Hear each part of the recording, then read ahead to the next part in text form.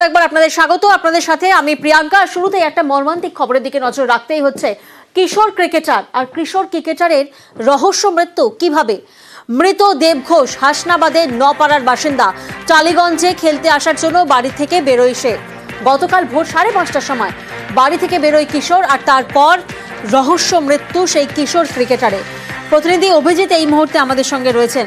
অভিজিৎ, পরিবারের তরফ থেকে ঠিক কি জানানো হচ্ছে? কখন সে বেরোয় এবং তারপর কখন নিখোঁজ? কি ঘটেছে? এই দেব ঘোষ হাসনাবাদ, উত্তর চব্বিশ পরগনা জেলার হাসনাবাদের ক্রিকেট প্লেয়ার এবং প্রতিভাবান ক্রিকেট প্লেয়ার ছিল। তবে ময়দানি পরিভাষায় বিভিন্ন জায়গাতে সে খেলতে যেত, অর্থাৎ ভাড়া করা ক্রিকেটার হিসাবে খেলতে যেত।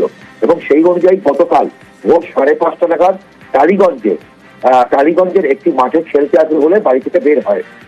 যেটা জানা গেছে তার পরিবার সূত্রে, সকাল 7:30 নাগাদ সায়েন্স সিটিতে বাস থেকে নামে। পরিবারের অভিযোগ, এরপর 3 থেকে 4 জন তাকে তুলে নিয়ে যায়।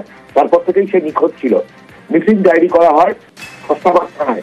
এরপর পরিবারের সদস্যরা জানতে পারে যে মিনাখা হাসপাতালে চিকিৎসাধীন রয়েছে ওই কিশোর।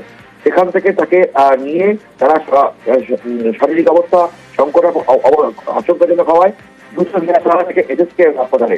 এবং আজকে সকালবেলা যখন এসএসকেএম হাসপাতালে নিয়ে আসা হয়, কিছুক্ষণের মধ্যেই বেলা 11:30 নাগাদ এসএসকেএম হাসপাতালের তরফ থেকে তাকে মৃত ঘোষণা করা হয়।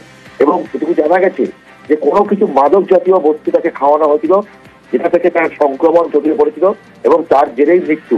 পরিবারের তরফ থেকে অভিযোগ যে গতকাল প্রথমে নিখোঁজের অভিযোগ দায়ের করতে গেলে লেদার কমপ্লেক্স থানা এবং প্রগতি মর্যাদা থানায় অভিযোগ দায়ের করতে গেলে তাদেরকে হাসনাবাদ থানায় অভিযোগ করতে বলা হয়।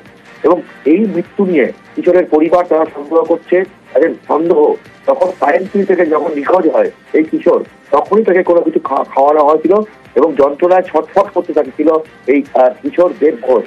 এবং এই ঘটনায় এই মুহূর্তে এসএসকেএম হাসপাতাল। অভিজিৎ, যে 3-4 জনের বিরুদ্ধে কিশোরকে তুলে নিয়ে যাওয়ার অভিযোগ করছেন পরিবার, সেই 3-4 জন কে? মানে তারা কি পরিচিত? মানে তাদের সাথে কিভাবে এই কিশোর জড়িত? মনে করা হচ্ছে এই ক্রিকেট খেলার সূত্রেই এবং এই যে ক্রিকেটের পরিভাষা নয়, ময়দানি পরিষেবায় আজকাল মানে একটু ভালো প্লেয়ার হলে তাকে এক ক্লাব বিভিন্ন জায়গাতে তাদেরকে ভাড়া করে দিয়ে যাওয়া হয়। এবং সেই সংক্রান্তই কোনো রকম একটা গন্ডগোল হয়েছিল। এবং যে 3-4 জনের বিরুদ্ধে অভিযোগ করছেন পরিবার, তারা কিছুটা হলো পরিচিত মনে করা হচ্ছে। তবে এখন পরিবার এতটাই শোকে মুহ্যমান এবং উত্তেজিত যে এইরকম একটা কিশোর ক্রিকেট প্লেয়ার, প্রতিভাবান ক্রিকেট প্লেয়ার, তার মৃত্যু, এটা তারা বিশ্বাস করতে পারছেন না। এবং সেই ঘটনাকে নিয়ে এই মুহূর্তে পরিবারের একদল ভবানীপুর থানায় গেছেন তারা অভিযোগ করতে, এবং আরো একদল সেখানে এসএসকেএম হাসপাতালের মেইন ব্লকের সামনে, সেখানে যথেষ্ট উত্তেজনা ছড়িয়ে পড়েছে। অভিজিৎ, আরো একটি প্রশ্ন সামনে আসছে। আজ ভোরে মিনাখা হাসপাতালে কিশোরের খোঁজ পাওয়া যায়। তাকে মিনাখা হাসপাতালে কারা ভর্তি করেছিলেন? এটাও পুলিশ তদন্ত করে দেখছে, কারণ প্রত্যাশিত ক্যামেরায় নিঃসন্দেহে পাওয়া যাবে।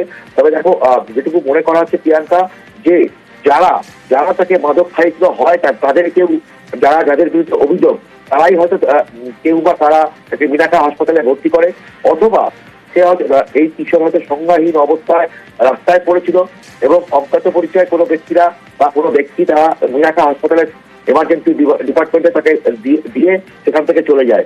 এখন গোটা বিষয়টাই তদন্ত সাপেক্ষ এবং পুলিশ তদন্ত করে দেখছে। পুরো বিষয়টি সত্যি তদন্ত সাপেক্ষ। যে 3-4 জনের বিরুদ্ধে অভিযোগ কিশোরকে তুলে নিয়ে যাওয়ার, তারা কারা? মিনাখা হাসপাতালে সেই কিশোর ক্রিকেটারকে কারা ভর্তি করেছিলেন এবং মিনাখা হাসপাতাল থেকে তাকে এসএসকেএমে আনা হয়।